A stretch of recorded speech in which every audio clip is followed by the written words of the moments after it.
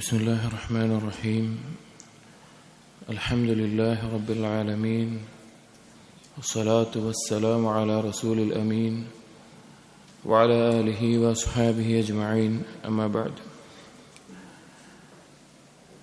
يا أيها الذين آمنوا اتقوا الله حق تقاته ولا تموتن إلا وأنتم مسلمون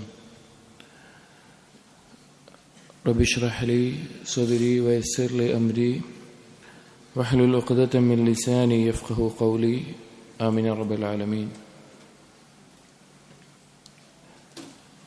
പ്രിയപ്പെട്ട സത്യവിശ്വാസികൾ,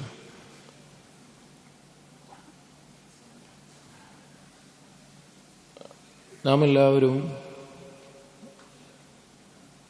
മനുഷ്യരായിക്കൊണ്ട് സൃഷ്ടിക്കപ്പെട്ടിട്ടുള്ളവരാണ്. നമ്മുടെ എല്ലാവരുടെയും സൃഷ്ടിപ്പിൻ്റെ പിന്നിൽ പൊതുവായിട്ടുള്ള ഒരു ലക്ഷ്യവുമുണ്ട്. നമുക്ക് ഓരോരുത്തർക്കും നമ്മുടെ ജീവിതത്തിൽ നമ്മുടെ ആഗ്രഹങ്ങളും പ്രതീക്ഷകളും ഉദ്ദേശങ്ങളും അങ്ങനെയുള്ള പല കാര്യങ്ങളും ഉണ്ടായിരിക്കും. എന്നാൽ നമ്മെ സൃഷ്ടിച്ച സൃഷ്ടാവ് നമുക്കൊരു ലക്ഷ്യം നിശ്ചയിച്ചിട്ടുണ്ട്. അതറിയുക എന്നുള്ളത് നമ്മുടെ മേലെ നിർബന്ധമായിട്ടുള്ള കാര്യമാണ്. അതുകൊണ്ടാണ് അറിവ് നേടുക എന്നുള്ളതിന് ഇത്രയധികം പ്രാധാന്യമുള്ളതും. ഒരിക്കലും ഒരു വിഷയത്തെക്കുറിച്ച് അറിവുള്ള വ്യക്തിയും അറിവില്ലാത്ത വ്യക്തിയും സമമാവുകയില്ല. അതുകൊണ്ട് തന്നെയാണ് ഒരു മനുഷ്യന്റെ വിജയത്തിന്റെ അടിസ്ഥാനങ്ങൾ എന്ന് പറഞ്ഞാൽ രണ്ട് കാര്യങ്ങളാണ്. ഒന്ന് ഇൽമും, രണ്ട് ഇറാദത്തും. ഒന്ന് അറിവുണ്ടാവുക എന്നുള്ളത്, രണ്ട് ഇറാദത്ത്, ആ അറിവനുസരിച്ച് കർമ്മം ചെയ്യാനുള്ള ഉദ്ദേശവും ലക്ഷ്യവും, അങ്ങനെ കർമ്മം പ്രവർത്തിക്കുകയും ചെയ്യുക എന്നുള്ളത്. അതുപോലെ തന്നെ ഒരു മനുഷ്യന്റെ നാശത്തിന്റെ അടിസ്ഥാനം ഇതിനെതിരായിട്ടുള്ള രണ്ട് കാര്യങ്ങളാണ്. ഒന്ന് ഗഫ്ലത്ത്, അശ്രദ്ധ എന്നുള്ളത്. രണ്ട് അൽ കസ്ൽ. ഗഫ്ലത്ത് എന്ന് പറഞ്ഞാൽ എന്തിനാണ് ഞാൻ സൃഷ്ടിക്കപ്പെട്ടിട്ടുള്ളത്, അല്ലെങ്കിൽ എൻ്റെ ജീവിതത്തിന്റെ ലക്ഷ്യം എന്താണ് എന്നതിനെക്കുറിച്ച് അശ്രദ്ധമായി അറിവില്ലാതെ ജീവിക്കുക എന്നുള്ളത്. രണ്ട് കസ്ല്. കസ്ല് എന്ന് പറഞ്ഞാൽ മടി, അലസത. ഇനി അറിഞ്ഞാൽ തന്നെയും അതിനനുസരിച്ച് ജീവിതത്തിൽ കൊണ്ടുവരാതെ അലസമായി മുന്നോട്ട് പോവുക എന്നുള്ളത്. അപ്പോൾ ഇൽമാണ്, അറിവുണ്ടാവുക എന്നുള്ളതാണ്.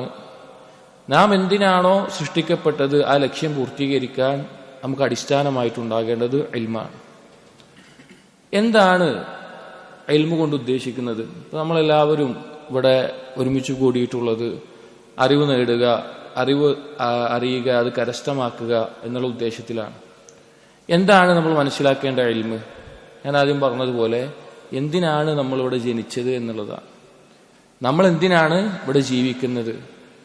ഞാൻ എന്തിനാണ് ഇവിടെ ജനിച്ചു വീണത്? ഞാൻ എന്തിനാണ് ഓരോ വർഷത്തിലും എൻ്റെ ശരീരത്തിന്റെ രൂപം മാറുന്നുണ്ട്, ഞാൻ വലുതാകുന്നുണ്ട്, പല മാറ്റങ്ങൾ സംഭവിക്കുന്നത്? എന്തിനാണ് ഇത് സംഭവിക്കുന്നത്? ഞാൻ എന്തിനാണ് മരിച്ചു പോകുന്നത്? ഈ ഒരു ചോദ്യത്തിന് ഉത്തരം കണ്ടെത്തുമ്പോഴാണ് അവന്റെ ജീവിത ലക്ഷ്യം അവൻ അറിഞ്ഞു എന്നുള്ള അവസ്ഥയിലെത്തുന്നത്. അതാണ് ഇൽമ്. അതാണ് ഇൽമ് ഉണ്ടാവേണ്ടത്. അതാണ് ഇൽമിന്റെ ഗായത്ത്, ഏറ്റവും എൻഡ് പോയിന്റ്, അവസാനത്തെ ലക്ഷ്യം എന്ന് പറഞ്ഞാൽ അതാണ്. അത് നമ്മെ സൃഷ്ടിച്ച സൃഷ്ടാവിനെ അറിയാനും ആ സൃഷ്ടാവിന്റെ കൽപ്പനകൾ അനുസരിച്ച് അവനെ ആരാധിക്കാനും വേണ്ടിയിട്ടാണ്.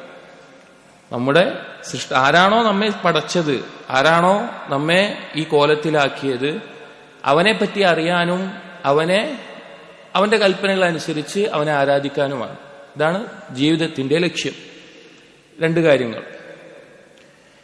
ഈ ലക്ഷ്യം പൂർത്തീകരിക്കാൻ വേണ്ടിയിട്ടാണ് നമ്മുടെ സൃഷ്ടാവായ അല്ലാഹു സുബ്ഹാനഹു വ തആല നമ്മിലേക്ക് റസൂലിനെ അയച്ചതും ആ റസൂലിന്റെ കയ്യിൽ ഖുർആൻ നൽകിയിട്ടുള്ളതും, അഥവാ കിതാബ് ഇറക്കിയിട്ടുള്ളതും. അതുകൊണ്ട് തന്നെയാണ് പണ്ഡിതന്മാർ പറയാറുള്ളത്, ഇൽമിന്റെ അടിസ്ഥാനം എന്ന് പറഞ്ഞാൽ രണ്ട് കാര്യങ്ങളാണ്. ഒന്നെന്താണ്? ഖുർആൻ, അതിന്റെ തഫ്സീറുകൾ. രണ്ട് ഹദീസ്, അയച്ച റസൂൽ പറഞ്ഞ വാക്കുകൾ, അതിന്റെ വിശദീകരണങ്ങൾ. ഇതാണ് ഇൽമിന്റെ, അഥവാ എന്താണോ നമ്മുടെ ജീവിത ലക്ഷ്യം അത് മനസ്സിലാക്കാൻ. ജീവിത ലക്ഷ്യം എന്താണ്? അള്ളാഹുവിനെ അറിയലും അള്ളാഹുവിനെ ആരാധിക്കലും. അത് എങ്ങനെയാണ് എന്ന് മനസ്സിലാക്കാനാണ് ഈ രണ്ട് കാര്യങ്ങൾ, ഖുർആനും ഹദീസും. ഇതിൽ നിന്ന് കാര്യങ്ങൾ മനസ്സിലാക്കിയെടുത്തുകൊണ്ട് ഉണ്ടാകുന്ന കാര്യങ്ങൾക്കാണ് ഫിഖ്ഹ് എന്ന് പറയുന്നത്. ഖുർആനിൽ നിന്നും ഹദീസിൽ നിന്നും എങ്ങനെയാണ് അള്ളാഹുവിനെ കുറിച്ച് അറിയേണ്ടത് എന്നും, എന്താണ് അള്ളാഹുവിനെ കുറിച്ച് അറിയേണ്ടത് എന്നും, എന്താണ് ഞാൻ അള്ളാഹുവിന് നൽകേണ്ട ഹക്ക്, ആരാധന എന്താണെന്ന് അറിയുന്നതിനാണ് ഫിഖ്ഹ് എന്ന് പറയുക. ഫിഖ്ഹിനെ പണ്ഡിതന്മാർ രണ്ടായി പറയാറുണ്ട് മനസ്സിലാകാൻ. ഫിഖ്ഹുൽ അക്ബർ എന്ന് പറയാറുണ്ട്, ഫിഖ്ഹുൽ അസ്ഗർ എന്ന് പറയാറുണ്ട്.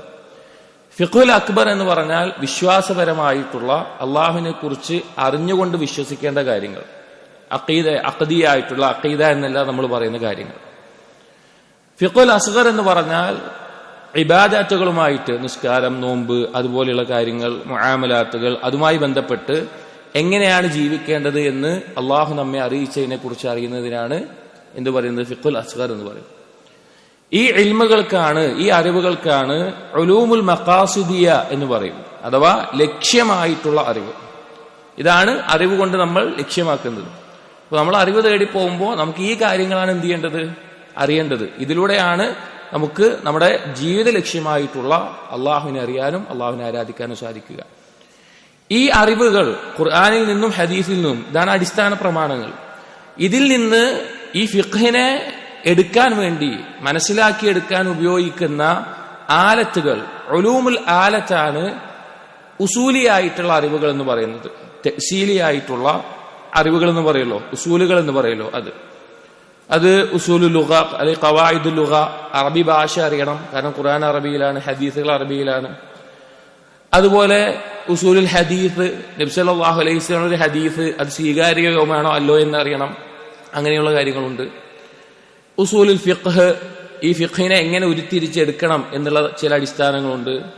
ഉസൂലുൽ തഫ്സീർ, ഖുർആനെ തഫ്സീർ ചെയ്യേണ്ടത് എങ്ങനെയെന്നുള്ള അടിസ്ഥാനങ്ങളുണ്ട്. ഇതിനാണ് ഉലൂമുൽ ആല എന്ന് പറയുന്നത്. ഉലൂമുൽ ആലത്തി, ടൂൾസ് ആയിട്ടുള്ള, ഉപകരണമായി എടുക്കേണ്ട അറിവുകൾ. എല്ലാ കാലഘട്ടത്തിലും ഇസ്ലാമിക ലോകത്ത് ഈ പറഞ്ഞ അറിവിന്റെ വ്യത്യസ്ത മേഖലകളിൽ ആഴത്തിൽ ഇറങ്ങിച്ചെന്ന പണ്ഡിതന്മാരുണ്ടായിട്ടുണ്ട്.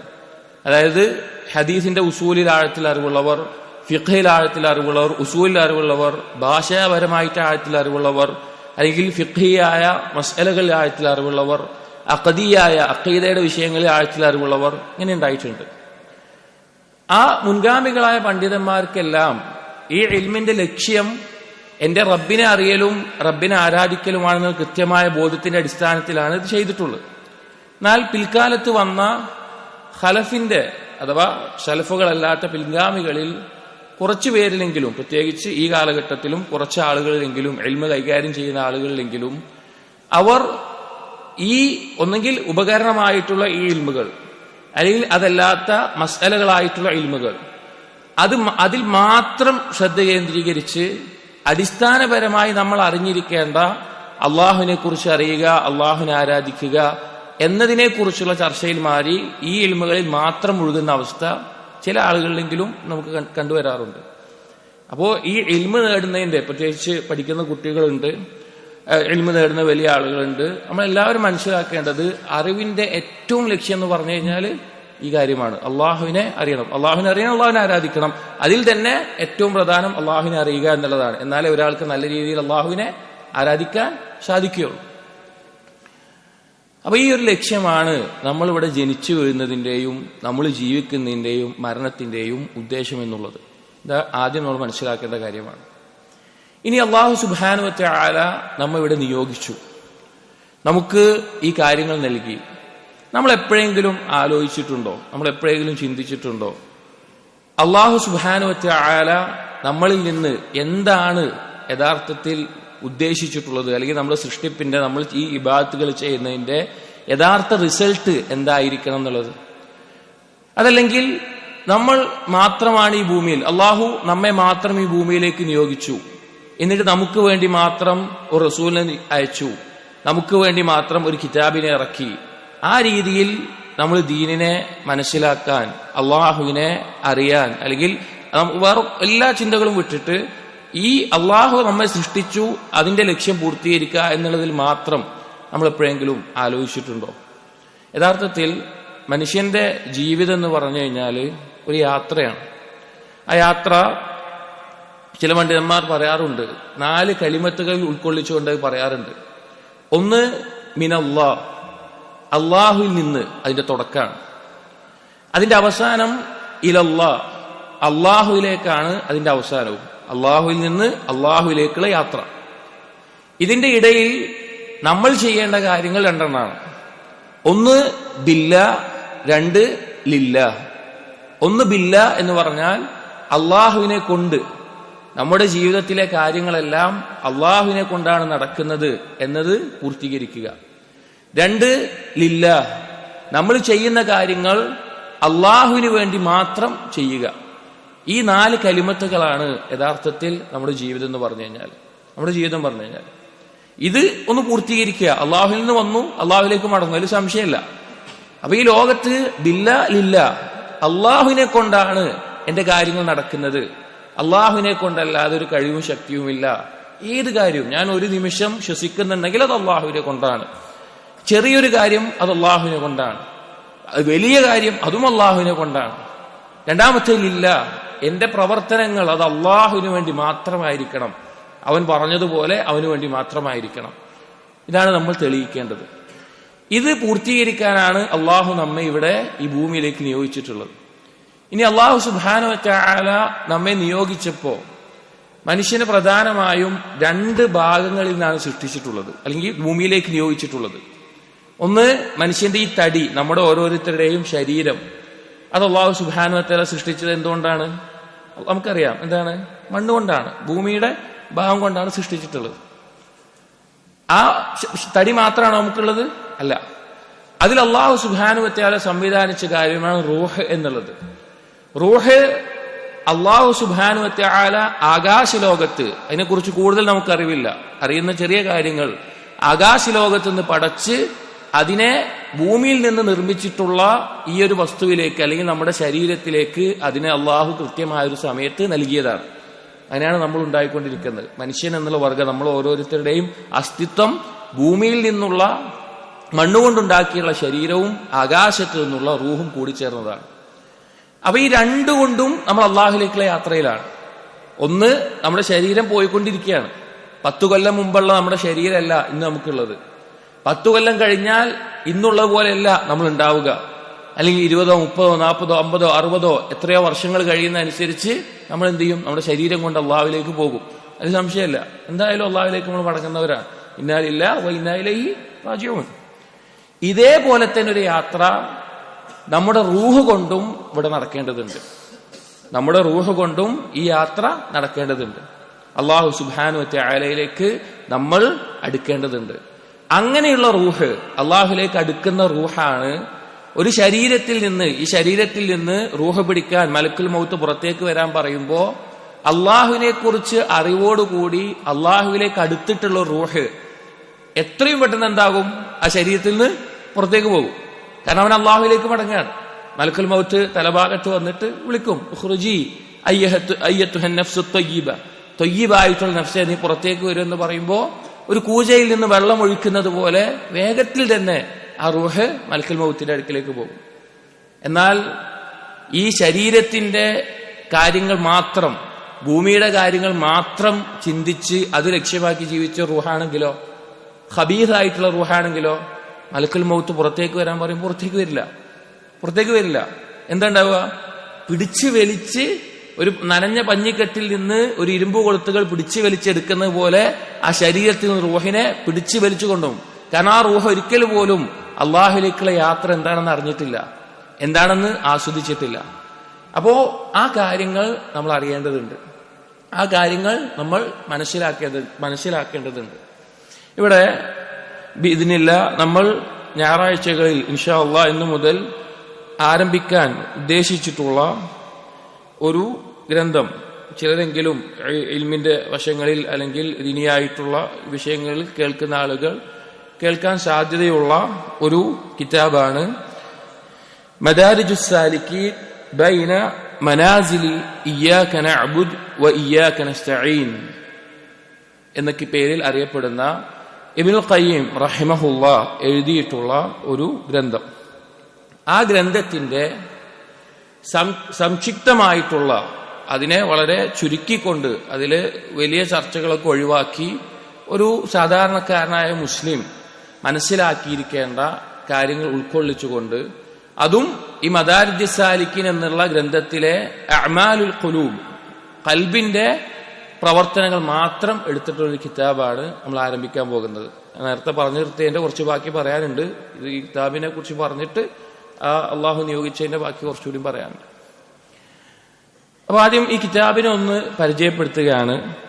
ഈ കിതാബ് യഥാർത്ഥത്തിൽ അബു ഇസ്മായിൽ അബ്ദുല്ലാഹ് ബിൻ മുഹമ്മദ് അൽ ഹർവി അൽ അൻസാരി എന്ന അഹ്ലുസുന്നയുടെ ഇമാമായി അറിയപ്പെടുന്ന, ഇമാമിങ്ങളിൽ എണ്ണപ്പെട്ടിട്ടുള്ള പണ്ഡിതനായിട്ടുള്ള ഹിജറ 481 വഫാത്തായ അബു ഇസ്മായിൽ മുഹമ്മദ് അൽ ഹർവി എന്ന പണ്ഡിതൻ എഴുതിയ മനാസിലുസ് സാഇരീൻ എന്നുള്ള ഒരു കിതാബിന്റെ ഷർഹാണ് മദാരിജുസ് സാലിക്കീൻ എന്നുള്ളത്.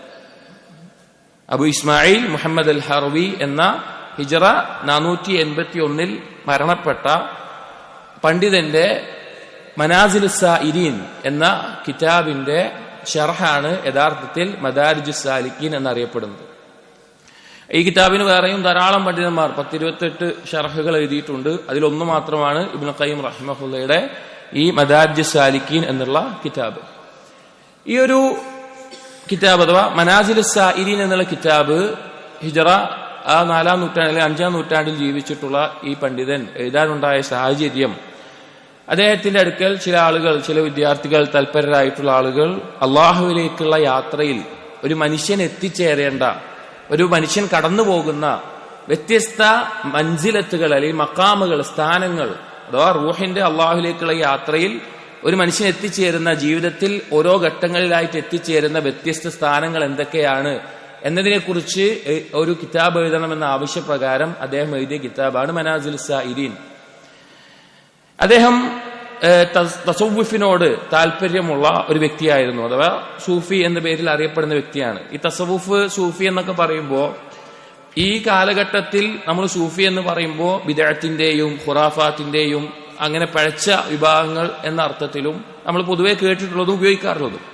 സലഫുകളുടെ ഇടയിൽ തസവുഫ് എന്നൊരു കാര്യം ഉണ്ടായിരുന്നു, സുഹദിന്റെയും അള്ളാഹുലേക്ക് ഖൽബ് തഅല്ലുഖായിട്ടുള്ള ആ രീതിയിലുമുള്ളത്. അപ്പോൾ ഈ ഹർവി റഹിമഹുള്ളയുടെ മനാസിലുസ് സാഇരീൻ എന്ന കിതാബിനെ പല സൂഫികളും എടുത്ത് അവർ വായിക്കാറും അതിൽ പരാമർശിച്ചിട്ടുള്ള കാര്യങ്ങൾ ഞങ്ങളുടെ ആദർശത്തിന്, ആശയത്തിന് യോജിച്ചതാണ് എന്നെല്ലാം പറയാറുണ്ട്. അതായത് സൂഫികളിലെ ഏറ്റവും പഴച്ച ഒരു വാദമാണ് വഹ്ദത്തുൽ വുജൂദ് എന്ന് പറഞ്ഞാൽ, അഥവാ എല്ലാം അള്ളാഹുവാണ്, ഞാനും അള്ളാഹുവാണ്, എല്ലാം അള്ളാഹുവാണ്, അള്ളാഹു മാത്രമേ ഉള്ളൂ എന്നുള്ള വാദം. അത് ഈ കിതാബിലുണ്ട് എന്ന് പറഞ്ഞ്, അഥവാ ഹർവിയുടെ കിതാബിലുണ്ട് എന്ന് പറഞ്ഞ് അവരിത് വായിക്കാറുണ്ട്. പക്ഷേ ഇമാം ഹർവിയെ പറ്റി പണ്ഡിതന്മാർ അവർ പറഞ്ഞിട്ടുണ്ട്. ഇമാം ദഹബി, ഇബ്നുൽ ഖയ്യിം, ഇബ്നു റജബ്, ആധുനികരായ പണ്ഡിതന്മാരും അദ്ദേഹം അഹ്ലുസുന്നയുടെ ഇമാമാണെന്ന്. കാരണം ഈ സൂഫികൾ വഹദത്തുൽ വുജൂദാണെന്ന് പറഞ്ഞ് ഈ കിതാബിൽ നിന്ന് പറയാറുള്ള പല കാര്യങ്ങളും വഹദത്തു ശുഹൂദാണ് ഇമാം ഹർവി ഉദ്ദേശിച്ചിട്ടുള്ളത്. വഹദത്തു ശുഹൂദ് എന്ന് പറഞ്ഞു കഴിഞ്ഞാൽ വഹദത്തുൽ വുജൂദ് മനസ്സിലായല്ലോ, എല്ലാം അള്ളാഹു ആണെന്ന് പറയുന്നു. വഹദത്തു ശുഹൂദ് എന്ന് പറഞ്ഞാൽ ഖൽബ് അള്ളാഹുമായി തഅല്ലുഖായി, അള്ളാഹുമായിട്ട് അടുത്ത അവസ്ഥയിൽ ഏതൊരു കാര്യം ചെയ്യുമ്പോഴും അത് അള്ളാഹുവിന് വേണ്ടി എന്ന നിലക്കാകുന്നതിനാണ് വഹദത്തു ശുഹൂദ് എന്ന് പറയുന്നത്. പക്ഷേ ആ വഹദത്തു ശുഹൂദിനെ അവർ ന്യായീകരിച്ച് വഹദത്തുൽ വുജൂദാണെന്ന്, അവരുടെ ആളാണെന്ന് പറയാറുണ്ട്. ഇപ്പൊ ഒരു പണ്ഡിതന്റെ ഒരു വാക്ക് ഒരു കിതാബിൽ രണ്ടർത്ഥത്തിൽ വ്യാഖ്യാനിക്കുന്നുണ്ട് എങ്കിൽ അതിന്റെ ശരിയായ ഉദ്ദേശം എങ്ങനെ മനസ്സിലാക്കുക? ആ പണ്ഡിതന്റെ മറ്റുള്ള കിതാബുകൾ പരിശോധിച്ചു നോക്കണം. അത് പരിശോധിച്ചു നോക്കിയാൽ ഈ വാദങ്ങളുള്ള അള്ളാഹു അലിയാണ്, അള്ളാഹു ഉന്നതനാണ്, ദാത്തുകൊണ്ട് സൃഷ്ടികളിൽ നിന്ന് വേറിട്ട് നിൽക്കുന്നവനാണ് എന്ന അഹ്ലുസുന്നയുടെ അഖീദ കൃത്യമായി പഠിപ്പിക്കുന്ന ഇൽമുൽ കലാമിന്റെ ഇതുപോലെ പിഴച്ച വാദങ്ങളുള്ളവർക്ക് റദ്ദ് എഴുതിയ ധാരാളം കിതാബുകൾ ഇമാം ഹറവിക്ക് ഉണ്ട് താനും. അപ്പോൾ ഈ നിലക്ക് പറയാറുണ്ടെങ്കിലും ഇമാം ഹറവി അഹ്ലുസുന്നയുടെ ഇമാമിങ്ങൾ പെട്ട വ്യക്തി തന്നെയാണ്. അപ്പൊ അദ്ദേഹത്തിന്റെ കിതാബിന്റെ ഷർഹ് ആണ് മദാരിജുസ് സാലിക്കീൻ എന്ന് പറയുന്നത്. മദാരിജ് സാലിക്കിൻ ഇബ്നു ഖയ്യിം റഹിമഹുല്ലാഹ് ഒന്നുകൂടി നല്ല രീതിയിൽ ആ കാര്യങ്ങളെ വിശദീകരിച്ച് നല്ല രീതിയിൽ അതിനെ അവതരിപ്പിച്ചിട്ടുണ്ട്. ഈ മനാസിലുസ് സായിരീൻ എന്നുള്ള ഇതിന്റെ അടിസ്ഥാന കിതാബിൽ 10 തലക്കെട്ടുകളിലായിട്ട് അള്ളാഹുലേക്കുള്ള യാത്രയുടെ ഓരോന്നിലും 10 കാര്യങ്ങളായിട്ട് 100ഓളം കാര്യങ്ങളാണ് അതിൽ ഇമാം ഹറബി പരാമർശിച്ചിട്ടുള്ളത്. തുടങ്ങുന്നത് യഖ്ളത്ത് അഥവാ ഗഫലത്തിൽ നിന്ന് മാറിയിട്ടുള്ള അവസ്ഥ, തൗബ പാപങ്ങളിൽ നിന്ന് അള്ളാഹുലേക്ക് പശ്ചാത്തപിച്ച് മടങ്ങി, മുഹാസബ സ്വന്തത്തെ വിചാരണ ചെയ്ത്, അങ്ങനെ കുറെ ബാബുകൾ. പിന്നെ ഖൗഫ്, ഇഷ്ഫാഖ്, ഖുശൂഅ് അള്ളാഹുവിനെ കുറിച്ചുള്ള ഭയം, ഇഷ്ടം, സുഹദ്, വറഅ്, അങ്ങനെ കുറെ ബാബുകൾ, ടോപ്പിക്കുകൾ, ഓരോ മഖാമുകൾ. അതുപോലെ തന്നെ അങ്ങനെ തവക്കുല്, സ്വബ്ർ, റിളാ, ശുക്ർ, ഹയാ, ഖസ്ദ്, അസ്മ്, ഇഹ്സാൻ, മഹബ്ബ, ഗൈറത്ത്, ലഹ്ള, വഖ്ത്, കാശഫ, അങ്ങനെ എല്ലാം പറഞ്ഞിട്ട് അവസാനം പറയുന്നതാണ് അത്തൗഹീദ്. ഇതിന്റെ എല്ലാം പൂർത്തീകരണമാണ് എന്ത്? യഥാർത്ഥ തൗഹീദ് അഥവാ നമ്മളെ സൃഷ്ടിപ്പിന്റെ ലക്ഷ്യം. അതിലേക്ക് എത്തിക്കുന്ന ഒരു രീതിയിലാണ് മനാസിലുസ് സായിരീൻ എഴുതിയിട്ടുള്ളത്. മദാരിജുസ് സാലിക്കീനിൽ ഇബ്നു ഖയ്യിം റഹിമഹുല്ലാഹ് ഇതിനെ ഈ ഓർഡറിലല്ലാതെ വിശദീകരിച്ചിട്ടുണ്ട്. പക്ഷെ അവസാനം തൗഹീദിലേക്ക് എത്തിച്ചുകൊണ്ട് കാര്യങ്ങളെ മനോഹരമായിട്ട് വിശദീകരിച്ചു തരുന്നുണ്ട്. ഇബ്നു ഖയ്യിം റഹിമഹുല്ലാഹയെ കുറിച്ച് കൂടുതൽ പറയാതെ തന്നെ അറിയാവുന്ന ഒരു കാര്യമാണ് സലഫി നഹ്ജിൽ അല്ലെങ്കിൽ ഈ ഒരു മൻഹജിനെ ഏറ്റവും നല്ല രീതിയിൽ പഠിപ്പിച്ചിട്ടുള്ള ഷെയ്ഖുൽ ഇസ്ലാം ഇബ്നു തൈമിയ്യ അഥവാ ഒരുപാട് ശുബ്ഹത്തുകൾ ഉണ്ടായിരുന്ന കാലത്ത് എന്താണ് യഥാർത്ഥ സലഫുകളുടെ അഥവാ നബി സല്ലല്ലാഹു അലൈഹി വസല്ലമയിൽ നിന്ന് നേരിട്ട് ദീൻ പഠിച്ച സ്വഹാബികളും താബിഈങ്ങളും എങ്ങനെയാണ് ദീനെ മനസ്സിലാക്കിയിട്ടുള്ളത് എന്ന് പഠിപ്പിച്ച പ്രധാനപ്പെട്ട പണ്ഡിതന്മാർ, ചരിത്രത്തിലെ പണ്ഡിതന്മാരാണ് ഇബ്നു തൈമിയ്യ റഹിമഹുള്ളയും ഇബ്നു ഖയ്യിം റഹിമഹുള്ളയും. അപ്പോ ഇബ്നു ഖയ്യിം റഹിമഹുല്ലാഹ് അത് ആ രീതിയിൽ വിശദീകരിച്ച് എഴുതി. ആ കിതാബിനെ മദാരിജുസ് സാലിക്കീൻ എന്നുള്ള കിതാബിനെ അതിന് പല പേരുകൾ അറിയപ്പെടാറുണ്ട് കേട്ടോ. മദാരിജുസ് സാലിക്കീൻ എന്നുള്ളതിന് മറാഹിലുസ് സായിരീൻ ബൈന മനാസിൽ ഇയ്യാക നഅബ്ദു വഇയ്യാക നസ്തഈൻ, അതുപോലെ തന്നെ മദാരിജുസ് സാലിക്കീൻ ഫി മനാസിലിസ് സായിരീൻ, ഇർഷാദുസ് സാലിക്കീൻ ഇലാ ശർഹി മനാസിലിസ് സായിരീൻ, ഇങ്ങനെ പല പേരിൽ ഈ കിതാബ് അറിയപ്പെടാറുണ്ട്.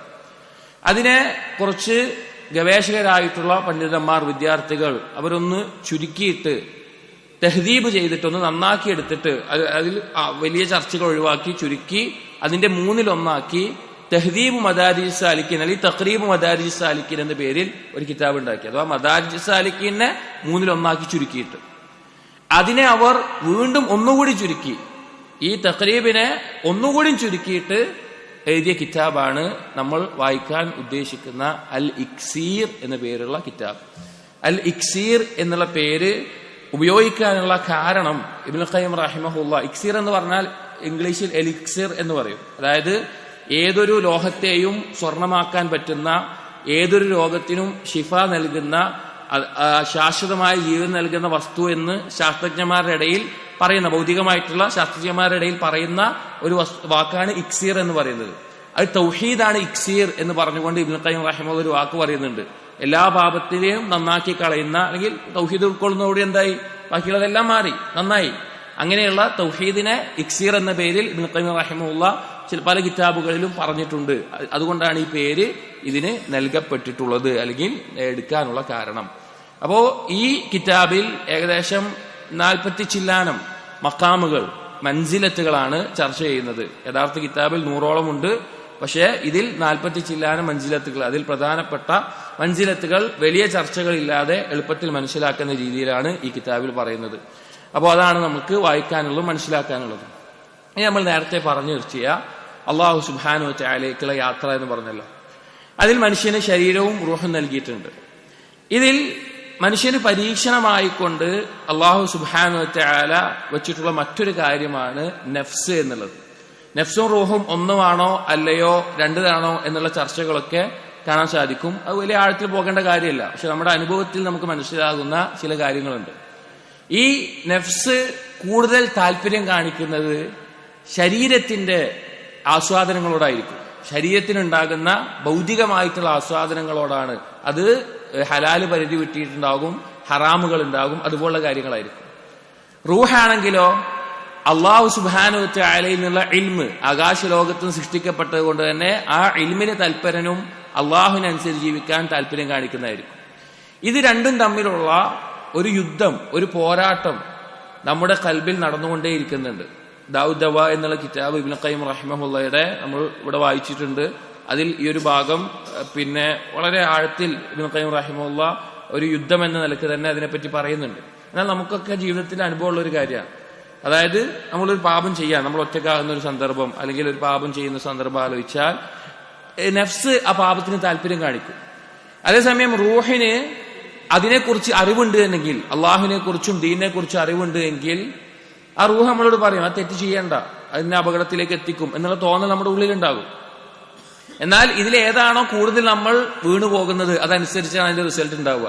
ചിലപ്പോൾ നഫ്സിനാണ് കൂടുതൽ ശക്തിയെങ്കിൽ നമ്മുടെ കൽബ് അതിനോട് ചായുകയും നമ്മൾ ആ പാപം ചെയ്യുന്ന അവസ്ഥയിലുണ്ടാകും. റൂഹിനാണ് കൂടുതൽ ശക്തിയെങ്കിൽ അതിനെക്കുറിച്ച് താക്കീത് ചെയ്ത് ആ പാപത്തെ നമ്മൾ ഒഴിവായി മാറും. ഇത് രണ്ടും തമ്മിലുള്ള യുദ്ധം നടക്കുന്ന പ്ലാറ്റ്ഫോമാണ് കൽബ് എന്ന് പറയുന്നത്. ഇബ്നു ഖയ്യിം റഹിമഹുല്ലാഹ് ദഅവ്വായിൽ പറയുന്നുണ്ട്, അതിനുള്ള സ്ഥാനമാണ് കൽബ്. അപ്പൊ ഈ കൽബിനെ ഏതിനുള്ള സ്ഥലമാക്കി കൊടുക്കുന്നു, റൂഹിനുള്ള ഇൽമിന്റെ അടിസ്ഥാനത്തിലുള്ള അതിനനുസരിക്കുന്ന അവസ്ഥയിലാകുന്നുവോ, അതല്ല നഫ്സ് പാപങ്ങൾക്കും ദേഹേച്ഛകൾക്കും ഇഷ്ടപ്പെടുന്ന അവസ്ഥയിലാകുന്നുവോ, ഇതിനനുസരിച്ചിട്ടാണ് അവന്റെ ജീവിതത്തിൽ ഈ യാത്രയിൽ മുന്നേറാനും അതുപോലെ തന്നെ വിജയം നേടാനും സാധിക്കുക. നോക്കൂ, നബി സല്ലല്ലാഹു അലൈഹി വസല്ലം പറഞ്ഞ, നമ്മളെല്ലാവരും കേട്ട് പരിചയിച്ചിട്ടുള്ള, നമുക്ക് പലർക്കും ഹിഫ്ദുള്ള ഒരു ഹദീസാണ്. നബി സല്ലല്ലാഹു അലൈഹി വസല്ലം പറയുകയുണ്ടായി, അലാ വഇന്ന ഫിൽ ജസദി മുദ്ഗതൻ, നിങ്ങൾ മനസ്സിലാക്കണം, ശരീരത്തിൽ ഒരു മാംസകഷ്ണമുണ്ട്. ഇദാ സലഹത് സലഹൽ ജസദു കുല്ലുഹു, അത് നന്നായി കഴിഞ്ഞാൽ ശരീരം മുഴുവൻ നന്നാകും. വഇദാ ഫസദത്, അതെങ്ങാനും കേടുവന്നാൽ, ഫസാദായാൽ, ഫസദൽ ജസദു കുല്ലുഹു, ശരീരം മുഴുവൻ കേടാവുകയും ചെയ്യും. അഥവാ മലിക്കുൽ അഅബ എന്നാണ് കൽബിനെ പറ്റി പണ്ഡിതന്മാർ പറയാറുള്ളത്. അവയവങ്ങളുടെ രാജാവാണ് എന്നാണ്. അത് നന്നായാൽ ശരീരം കൊണ്ടുള്ള കർമ്മങ്ങളൊക്കെ നന്നാകുന്ന അവസ്ഥയുണ്ടാവും. അവന് അതിന്റെ അടയാളം അവന് ലാഹിറായി കാണും. അവൻ നബി സല്ലല്ലാഹു അലൈഹി വസല്ലമയുടെ സുന്നത്തുകൾ പിൻപറ്റുന്ന അവന്റെ രൂപത്തിലുണ്ടാവും, അവന്റെ സ്വഭാവത്തിലുണ്ടാവും, എല്ലാം മാറും. അത് ഫസാദായാലോ അവന്റെ പ്രവർത്തനങ്ങൾ എങ്ങനെയായിരിക്കും? പാപങ്ങളിലേക്ക് ശരീരം ആകർഷിക്കപ്പെടുന്ന അതുപോലുള്ള കാര്യങ്ങളായിരിക്കും. അലാ വഹിയൽ ഖൽബ്, നബി സല്ലല്ലാഹു അലൈഹി വസല്ലം പറഞ്ഞ ആ മാംസകഷ്ണം എന്താണ്? അത് ഖൽബാണ് എന്നുള്ളതാണ്. അത് ഖൽബാണ്. ഹസൻ ബസ്രി റഹിമഹുല്ലാഹ് പോലെയുള്ള പണ്ഡിതന്മാർ പറഞ്ഞു കാണാം, അല്ലാഹു തആല നിങ്ങളിൽ നിന്ന് ഉദ്ദേശിക്കുന്നത് ഇസ്ലാഹുൽ ഖൽബാണ്, ഖൽബിനെ നന്നാക്കി കൊടുക്കുക എന്നുള്ളതാണ്. ആ ഖൽബിന്റെ അടിസ്ഥാനത്തിലാണ് ശരീരത്തിന്റെ കർമ്മങ്ങൾ നിലനിൽക്കുന്നത് എന്നാണ് നമ്മൾ പറയാനുള്ള കാരണം. ഈ കിതാബ് ഇക്സീർ എന്ന് പറഞ്ഞാൽ തന്നെ മദാരിജ് സാലിക്കീനിലെ ഖുലാസത്തു അഅമാലിൽ ഖുലൂബ് മിൻ മദാരിജ് സാലിക്കീൻ എന്നാണ്. മദാരിജ് സാലിക്കിന്റെ ഖൽബിന്റെ അഅമാലുകളെ ക്രോഡീകരിച്ചെടുത്തിട്ടുള്ളതാണ് നമ്മൾ വായിക്കാൻ ഉദ്ദേശിച്ചിട്ടുള്ള കിതാബ്. അപ്പോൾ ഈ ഒരു കാര്യം ഇന്ന് പലപ്പോഴും നമ്മൾ തന്നെ ചിന്തിക്കാതെ പോകുന്ന ഒരു കാര്യമാണ്. നമ്മൾ ആലോചിച്ച് നോക്കിയും, നമ്മുടെ ശരീരത്തിന്റെ ആരോഗ്യവും ശരീരത്തിന്റെ സൗന്ദര്യവും ശരീരത്തിന്റെ രൂപവും നമ്മൾ പ്രത്യേകം ശ്രദ്ധിക്കും. അതിനെന്തെങ്കിലും കുഴപ്പമുണ്ടോ എന്ന് ഇടയ്ക്കിടയ്ക്ക് പോയി പരിശോധിക്കും. അതിന് കുഴപ്പം വന്നാൽ അതിനെക്കുറിച്ച് അറിവുള്ള ആളുകൾക്ക് പോയി അതിനുള്ള പരിഹാരം തേടും. ഒക്കെ നമ്മൾ വളരെ ശ്രദ്ധിക്കുന്നതാണ്. എന്നാൽ കൽബിന്റെ ആരോഗ്യത്തെക്കുറിച്ച് നമ്മൾ ചിന്തിച്ചിട്ടുണ്ടോ? അതിന് എന്തെങ്കിലും പരിഹാരം ആവശ്യമാണ്, അതിന്റെ ആരോഗ്യം എങ്ങനെ ഉണ്ട് എന്ന് നമ്മൾ ആലോചിക്കാറുണ്ടോ? അതിന് അതിന്റെ സൃഷ്ടാവായിട്ടുള്ള അള്ളാഹുമായിട്ടുള്ള ബന്ധം എത്രയാണ് നമ്മൾ ആലോചിക്കാറുണ്ടോ? അള്ളാഹു തആല നോക്കുന്നത് നമ്മുടെ കൽബിലേക്കാണ്.